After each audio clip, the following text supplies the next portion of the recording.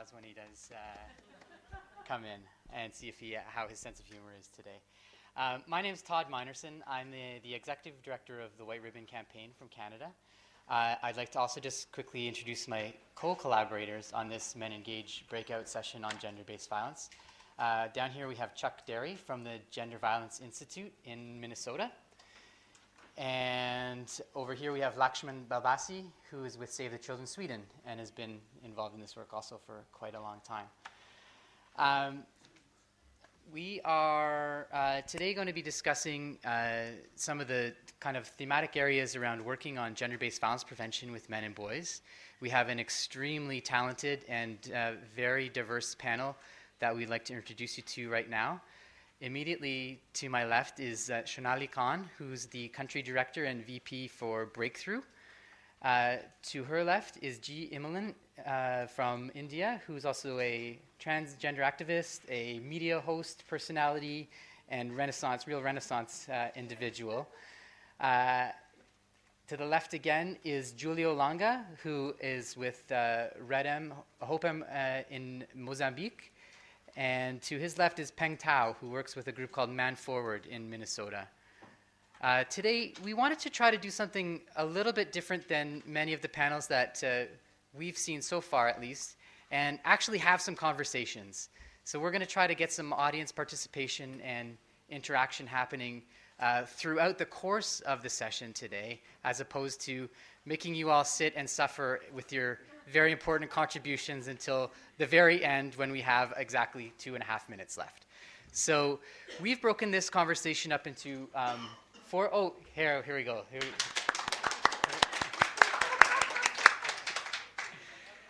I wanted to see if I could make you blush, Michael. And press conference run late. Oh, press conference. We'll accommodate that for sure. So I'll do my last introduction to Dr. Michael Flood, who any of you who are working in this field of gender-based violence prevention will certainly recognize his name, and we're really excited that he's here to be part of the conversation today as well. So we've broken things up into 4 thematic areas for this conversation. First, we're going to spend 20 minutes talking about the state of the field in gender-based violence prevention. Second, we're going to talk about how do we build capacity and scale up some of the initiatives around gender-based violence prevention. Third, we're going to focus in on some of the politics of engagement. And finally, we're going to talk about accountability and inclusion in the field of work that we do. We're going to invite our panelists to not only share their comments back to the room, but to have some interaction as well. So we'd like them to comment and reflect on other things that individuals have presented in the work. So, and my co-collaborators, Chuck and Lakshman, will be helping with getting input from and on behalf of all of you up here. Sound good? All right. And we also have somebody working on the air conditioning in here as well, so bear with us on that. It may or may not happen, but we've asked. So, the state of the field in gender-based violence prevention. You know, one of the early access points for men and boys in women's issues, in feminist issues, has been around preventing gender-based violence. Some of the groups up here have been involved in that kind of work for a very, very long time. So what I want to ask first is if we can just have a quick go-round, and maybe, Shonali, I'll ask you first on this. What do you think we're doing well, and what could we be doing better? We'd love one example of a promising practice and one example where you think we really need have some room for improvement. Thanks, Todd, and hey, hi, everyone. You know, this is really an interesting question because 8 years ago, when we really launched on engaging men and boys in the conversation of violence, which was around a campaign against domestic violence, it was really interesting because, you know, we as an organization at Breakthrough work for women's rights and violence against women. And then we put out this communication which sort of showed men in a very positive, proactive role stepping in and stopping domestic violence. But in that process, the communication that we created sort of invisibilized women. So the woman was reduced to a voice which was quite an agonizing voice. I don't know if you're familiar with the Bell Bajao, the Ring the Bell campaign. We faced a little flack for it, but interestingly, what resonated with people was the way we included men and boys in the conversation. And I think that campaign, of course, really sort of went global, and it was a very homegrown campaign from India with very contextual example of how to intervene in cases of violence. But it sort of resonated, and I think what resonated was, how do we positively include men in the conversation? I think that's the point I'd really like to make, because it was a shift from, sort of the binary approach, from the perpetrator and the victim kind of an approach, and I think we've been all trying to sort of straddle that, and that's also a very strong undercurrent, because at the end of the day, when you see data sets and you see the who is the perpetrator, or the volume of violence, or what's happening around you, it is the undercurrent. So then how on that do you really mount a campaign or mount a conversation which sort of brings in men in a very positive and proactive? But I think that's something that we really need to sort of hone in on. And I'll stop short because I think we really want to keep the conversation going. Yeah, great. But I think that's one point I'd really like to put out there. And Julio, you're a practitioner in this work. Your organization does a ton of violence prevention work. What do you think, one thing working well, one thing that we need to improve on? Thank you, and hi everyone. Well, first of all, I would like to apologize because English is not my first language. So if I say anything stupid, please blame my English, not me. I've had many conversations with Julio. He doesn't say many things stupid, so. I think we're doing a lot on the groundwork. We're doing very well community mobilization work. I come from Mozambique, by the way, but I'm also talking about many African countries. There is a good amount of work with this community mobilization approach.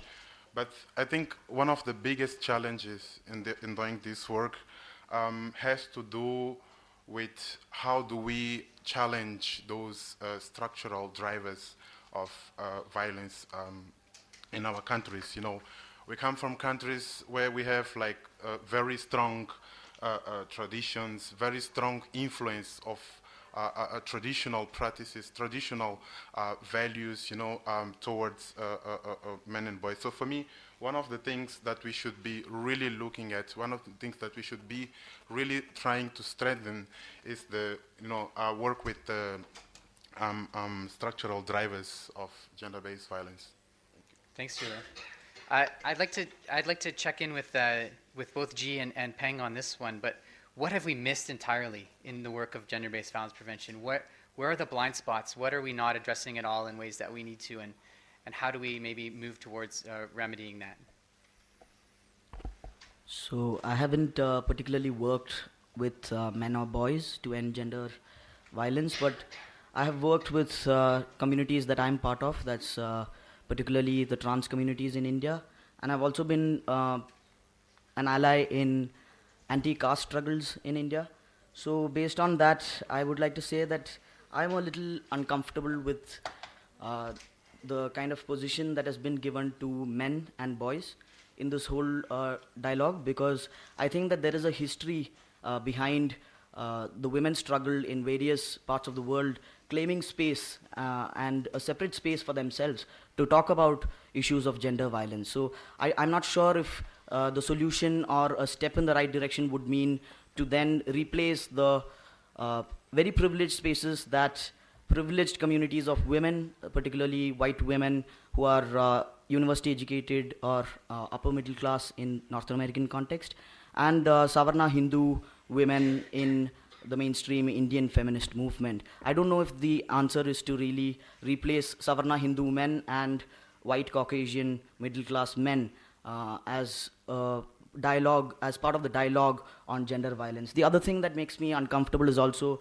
the categories of gender-based violence, because both the categories of gender-based violence and violence against women, I feel, are liberal terms that kind of erases the difference between amongst these groups themselves. So it erases the power differences between indigenous people, indigenous communities, trans communities, cisgender people, and also the class and caste and racial angles of that. So this kind of liberal tendency to erase the differences to then form a universal category to talk about gender-based violence, I think is problematic. But at the same time, I should also say that when we talk about gender justice, it has to go beyond just women's oppression, because a lot more genders are being are at the receiving end of a lot of violence, namely a lot of trans communities, and also the fact that a lot of men are also impacted by the structures that are so oppressive. So if you look at immigrant communities in North America, a lot of them are criminalized communities, and the men have to face a lot of violence as well. So after the recent shooting of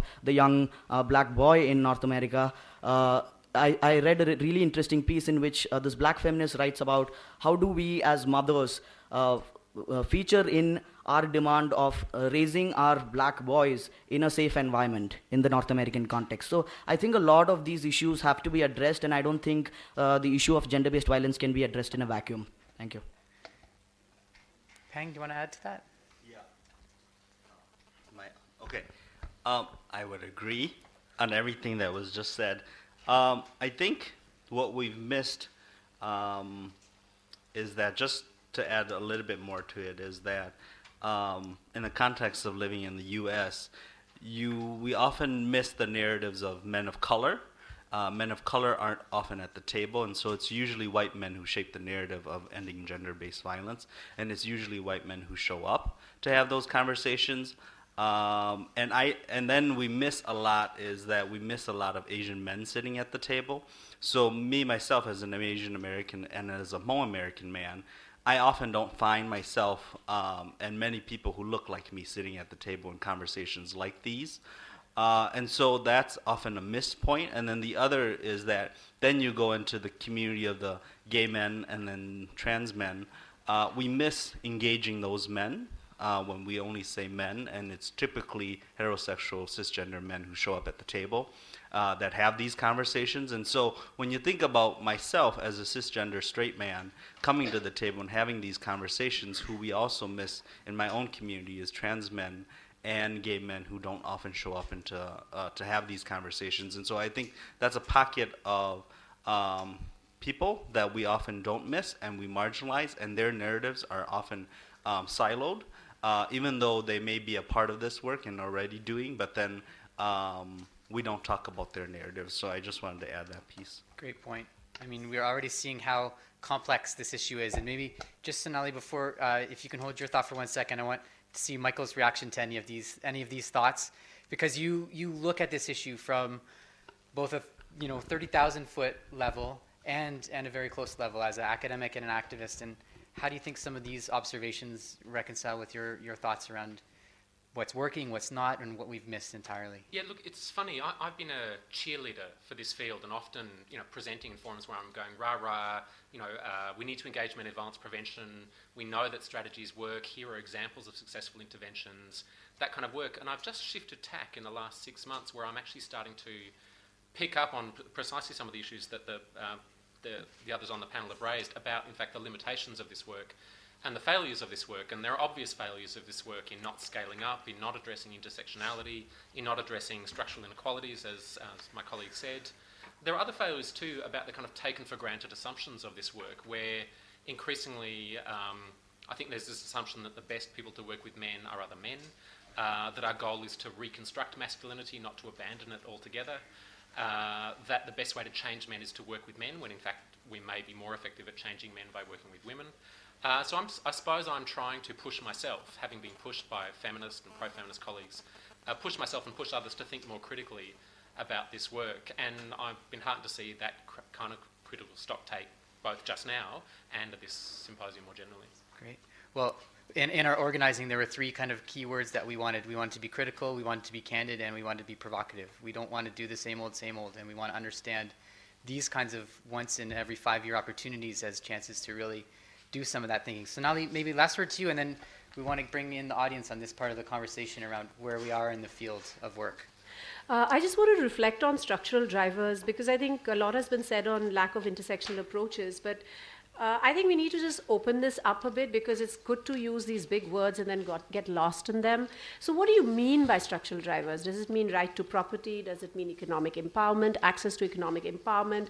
Does it mean the family structure? What does it really mean? And where do you position men and women in these structures? At the end of the day, when we say it's a patriarchal structure in which the family is constructed, in which both men and women play out definitive roles. And then how do you get them to sort of break them down in ways that is gendered? Because I think that's the challenge we're asking, because we need to then, while we identify gaps, actually go into depths. If you see the right to property, I mean, women have been fighting the right to property forever. And it's one of the biggest rights. We believe that if this is one tree we can shake, it probably move a lot of things for us.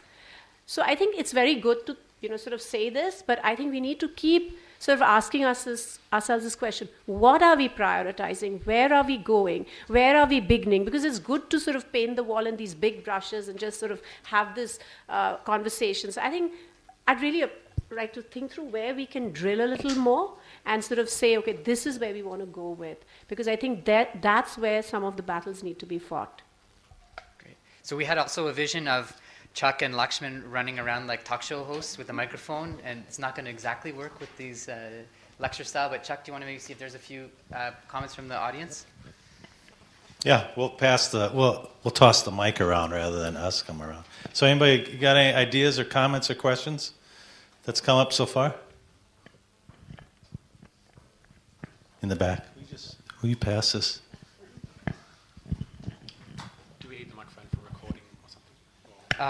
No, maybe we can do without, but it's kind of nice to pass the talking stick a little bit. We'll see how that works. Hi there. Suhail from White Ribbon in Canada.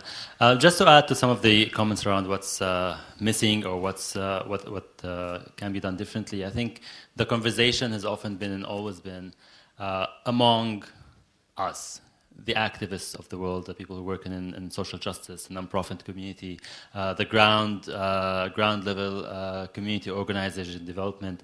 And I think there's so much of speaking to the converted that happens here, and not as much of mainstreaming the conversation of gender-based violence. And mainstreaming meaning engaging and involving all stakeholders in our community, including those that we don't see as allies often. For example, the corporate and private sector or the governments.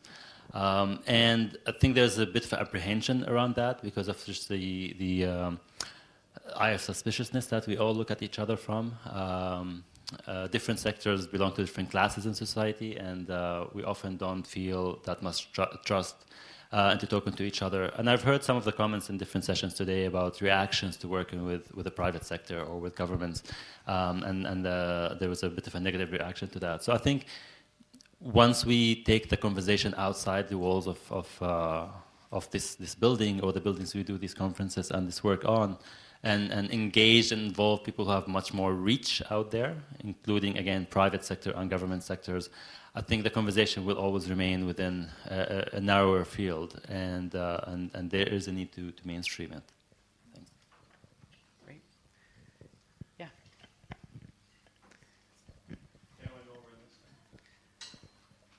We'll go over to that side first, and then we'll come back here. The piece that I wanted to add about things that are currently missing is about the ways that gender-based violence conversations often focus on intimate partner violence, and in doing so often leave out gay men as both victims and perpetrators of gender-based violence among themselves and towards straight women and trans individuals. There's a lot of intersection there that we don't really talk about very often, and there aren't a whole lot of gay men present at this conference. There certainly are gay men here, but the men that are in the room and most of these spaces seem to be straight. And so we're missing both preaching to that choir of the converted as well as bringing along those perpetrators of gender-based violence that exist within gay male space.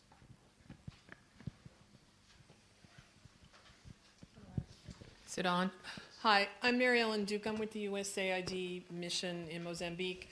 And through our HIV platform, we have a program where we're scaling up gender-based violence with 22 partners, including the government, around GBV prevention, care, and treatment. And we have a partner who at one point was specifically working with LGBT community on HIV prevention. And when we came to scale up the work around GBV, they said it wasn't their issue. So while we can talk about it here about not including them, we also have to make sure, what is their point of view? Do they see it as their issue? And if not, why? Thanks. Good point. Yeah, Sonali? Because I think you've raised a really pertinent point, because sometimes we get so siloed in the way we work on issues. So I think that becomes, whether it's gay rights or HIV prevention and protection.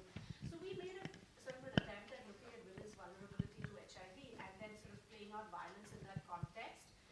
Because it's very clear that how fear of violence really prevents the woman to, or that matter, men, transgendered, gay, or whatever relationship you are in, sort of negotiating safer sex, and that plays a really critical role.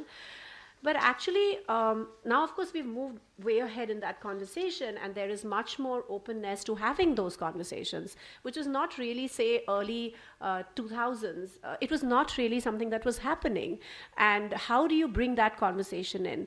And also how we identify who needs to be worked with. That in itself has a power dynamic attached to it. So where do you work with? And I think there's lots of reference to who has access to resources. So I think some of the conversation around GBV is also that.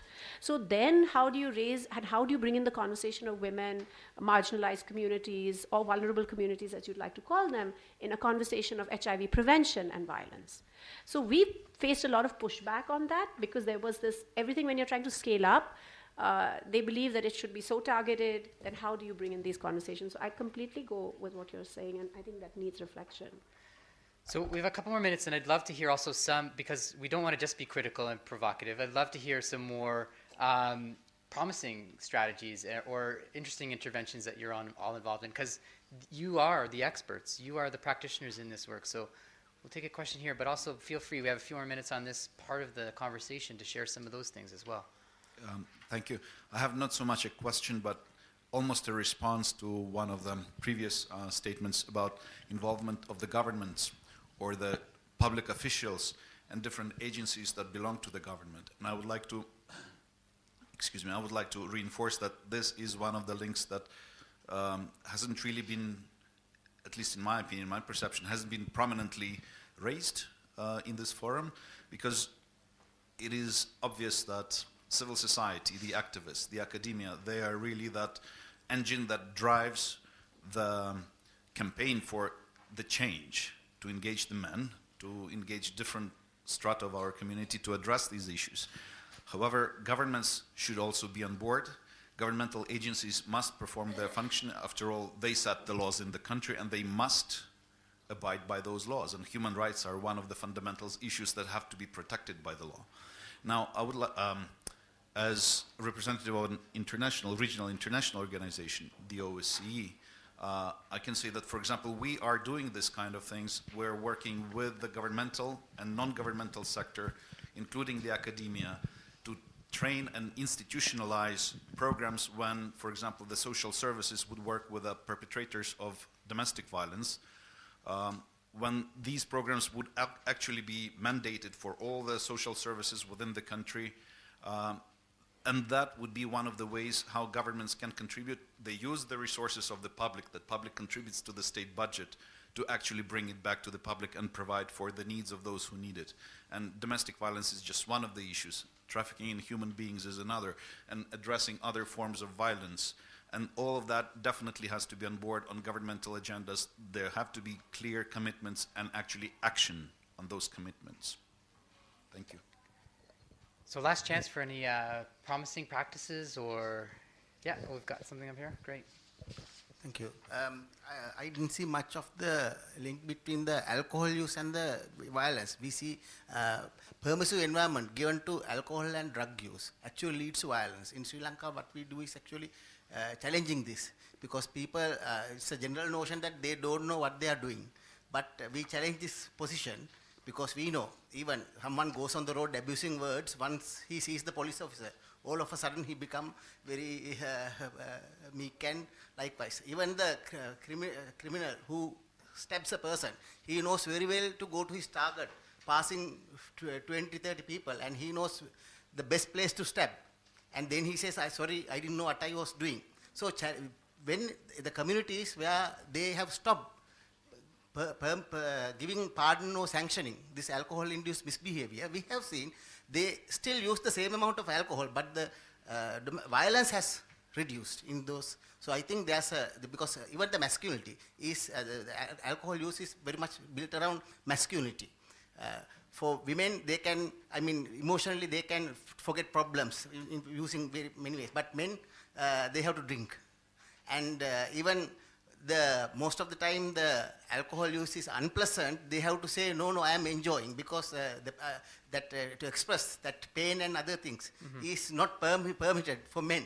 So likewise, and if you see the death toll, the men die twice as women with regard to the alcohol use. So there is a gender issue regarding this, and this should be addressed, I think, in this.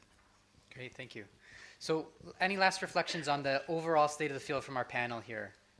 Lakshman, do you want to add something?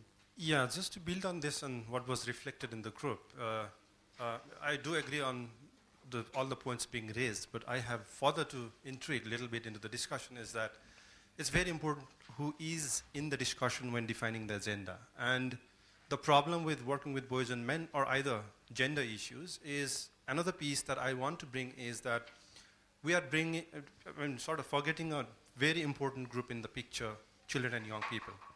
I have a problem of adults sitting in a room and defining the agenda of the whole how things should be changed and how the following people should follow us without even consulting with this important group who are to follow us in a way. And I have a big problem on defining that way, the kind of agenda that is set up at a global or even a local level. And I think that's something we need to look at very critically as well. Or just to further go on, it may be time that we adults step back and allow the new generation to take it over the whole discourse.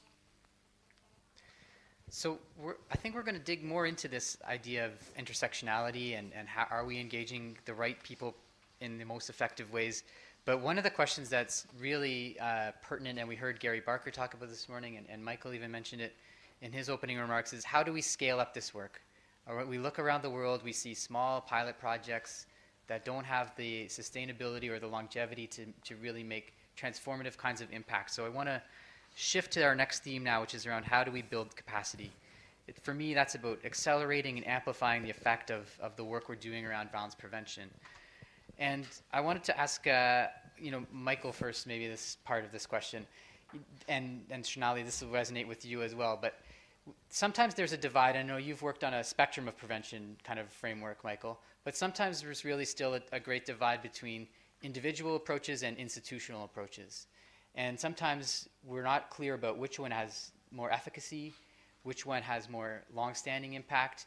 And when we have to make difficult decisions around resources, sometimes it's very hard to do. But are there any indicators that are telling us which of those directions is showing more promise or where we should kind of guide some of those difficult decisions? I kind of wish you weren't asking me such a hard question. So I don't know of any good hard evidence, and there's lots of debate over what hard looks like, but good hard evidence that says that individual or say face-to-face strategies are more effective, say in shifting the kinds of behaviours in which we're interested or inequalities in which we're interested than institutional inequalities. The most popular strategy is a strategy that looks like this. You have a bunch of people in a room and you talk at them, and ideally you do something participatory and interactive, kind of face-to-face community education. And because that strategy is popular, it's also the strategy for which there's the most evidence. And we know that if it's done well, and that's a big if, because it's often not done well, but if it's done well, it can shift attitudes and to some extent behaviours. But there's increasingly now a body of evidence about community mobilisation strategies, about law and policy focused strategies and other more structural or institutional strategies and their effectiveness. But whether you can compare those different bodies of work, I really struggle with. I certainly know that you can't scale up face-to-face education in some simple way because it's so labour intensive.